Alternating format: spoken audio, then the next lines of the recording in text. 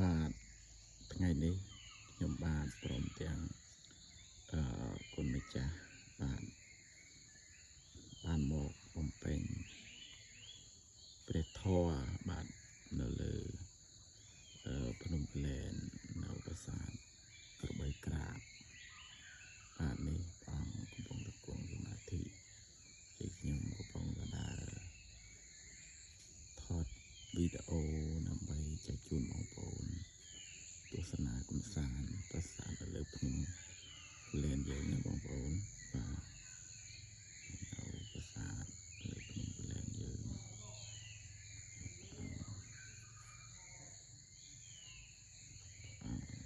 កំពុងតែគង់សមាធិខ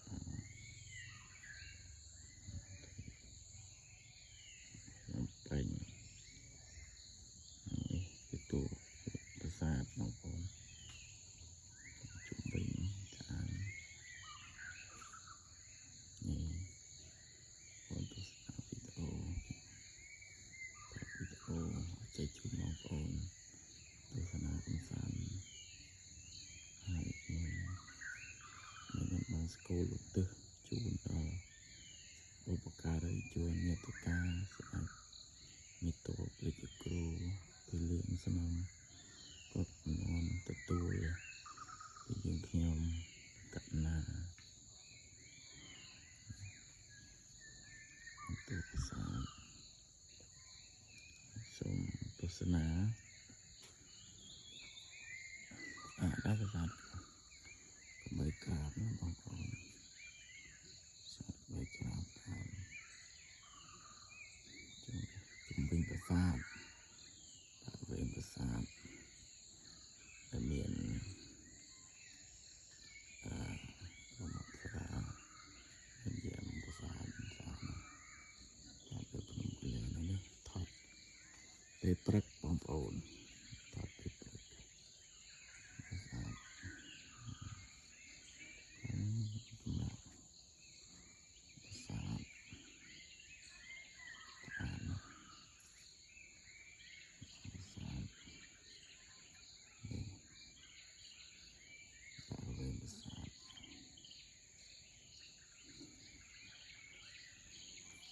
ដើរមកទៀត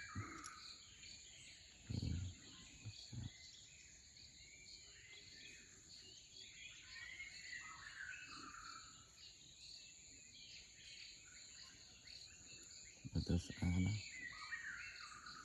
សាទពីដូនពីតាមក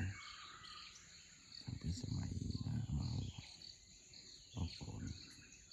មកទៅមកលេងមានទៅស្អាតស្អាត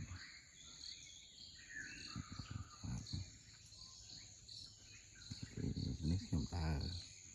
ខាងក្រោយប្រាសាទខ្ញុំដើរខាងក្រោយប្រាសាទណានេះជ្រុងប្រាសាទក្របីក្រាបប្រាសាទក្របីក្រាបលើភ្នំក្លែនបាទនេះមិញនេះខ្ញុំធ្វើកិច្ចបួងសួងបាទធ្វើកិច្ចបួងសួងហើយនឹងនិមន្តព្រះសង្ឃចម្រើននៅព្រះបារាតទើបមកពេលវេលាម៉ោងព្រឹកនិមន្តព្រះសង្ឃបងស្គូលបាទឧទ្ទិសជូនដល់បុព្វការីជននិងសម្ដេចព្រះគ្រូគ្រប់លំដាប់ឋានៈមកទទួលពីកូនចៅជំនាន់ថ្មីថ្ងៃនេះហើយក៏ខ្ញុំបាទក៏សូមជូនបុណ្យដល់ពុកម៉ែបងប្អូនដែលបានទស្សនាវីដេអូខ្ញុំបាទមិនថាបងប្អូននៅក្រៅប្រទេសក្នុងប្រទេសនោះក្តី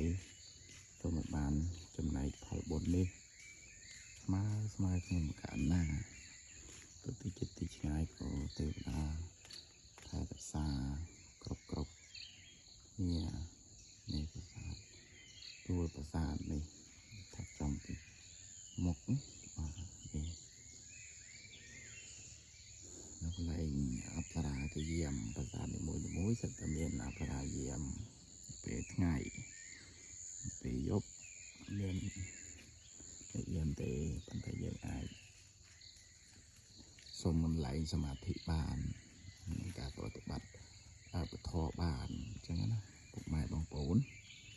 ហ្នឹងនេះក្នុងនឹងខ្ញុំធ្វើកិច្ចនេះមិញការអភិសេក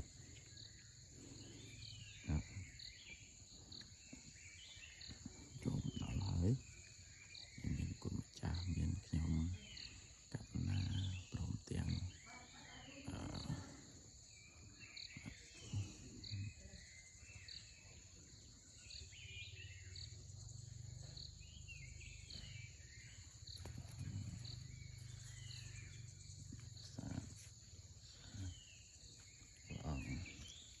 ខ្ញុំបងកណ្ណាថ្វាយគុំព្រះអង្គយកមិញការសមាធិរបស់ព្រះអង្គមានអារម្មណ៍មិនដែរបងអត់អីទេ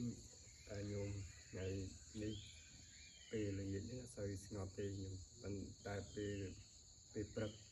នឹងស្ងប់ល្អណាញោមកណ្ណាព្រះអង្គ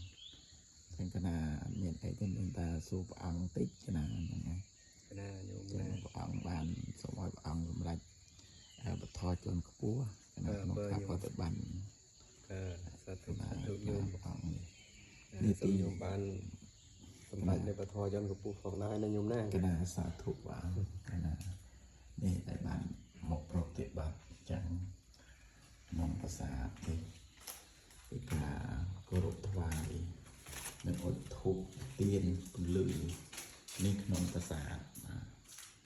នឹងទស្សនសិទ្ធិដែលយកមកហើយនឹងការអភិសេកបួងសួងថ្វាយដល់អស់លោកនិងស្ដេចគ្រប់លំដាប់ថ្នាក់គ្រប់ចំនួនបាទបងប្អូន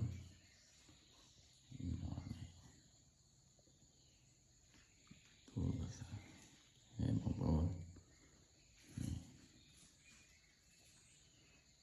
ចឹងជូនពរពុកម៉ែបងប្អូនគ្រប់គ្នាទាំងអស់ដែលបានទស្សនាវីដេអូខ្ញុំបាននៅក្នុងថ្ងៃនេះបាទសូមឲ្យបានសេចក្តីសុខសេចក្តីចម្រើនសូមឲ្យរួចចាក់ទុកទីគិតទីឆ្ងាយក៏ទេវតាថែរក្សាអញ្ចឹងណាអញ្ចឹងក៏សូមវីដេអូខ្ញុំមានតែប៉ុណ្ណឹងក៏សូមជូនពរដល់ពុកម៉ែបងប្អូនជួបតែសេចក្តីសុខសេចក្តីចម្រើនគ្រប់ប្រការ